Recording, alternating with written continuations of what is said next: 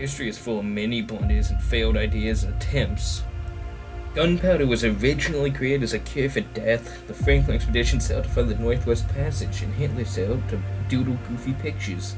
But in the history of humanity, the biggest failure we have seen is easily the failure of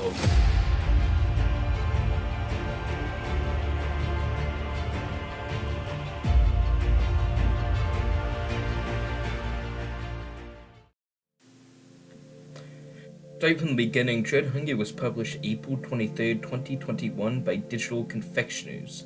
Being only the third release title, the game rode the wave Among Us had created and was blown to the top of the Steam charts with a population boom of 100,000 plays. Sadly, that number has dwindled, with there being less than 3,500 plays on any given day. They added stuff to the game that had little to no effect on the player base. Most recently, they launched an update with a rebuild expanse and expensive ship customization. But with it came 2 new terrible spells, and that is where we are now.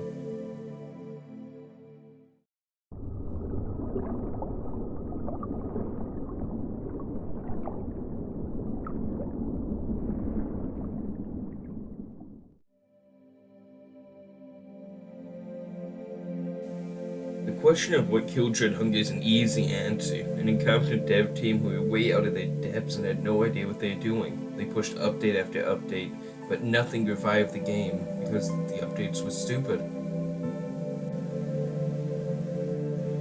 For example, look at the most recent update. They desecrated the Expanse and then released $98 worth of cosmetics.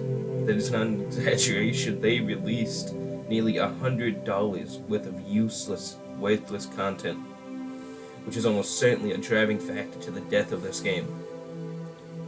The devs are greedy, and the worst part is they're cowards too.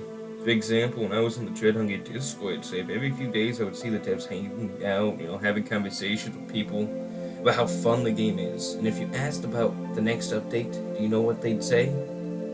Nothing. Complete silence. They'd stop talking, they'd go away. Sometimes they would say something, legal trouble, but even that made no sense. Especially since they don't tell us anything, it's almost like they're lying. Just don't want to update the stupid game.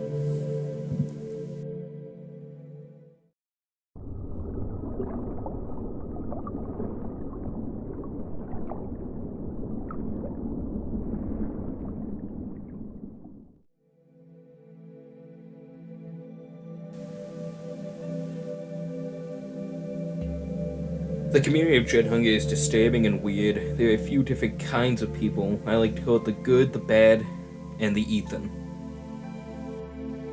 The good is people who don't take the game seriously and are generally goofballs, like the infamous Harambe.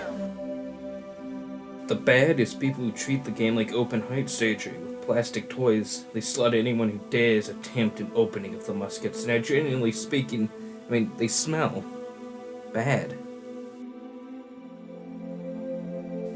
And finally, the Ethan is pretty much just Ethan, easily the best Dread player of all time.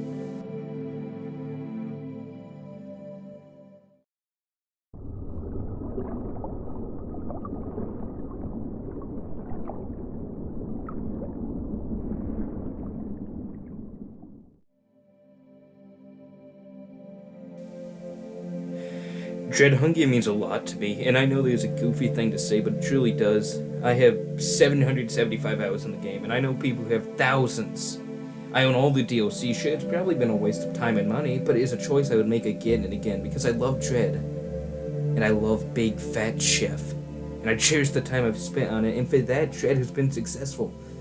But though a sin, I lust for Dread more and more and more.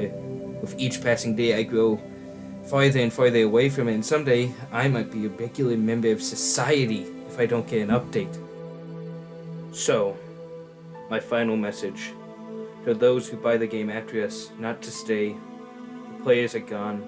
There are no lobbies, no crews. Tell them we are gone. Dread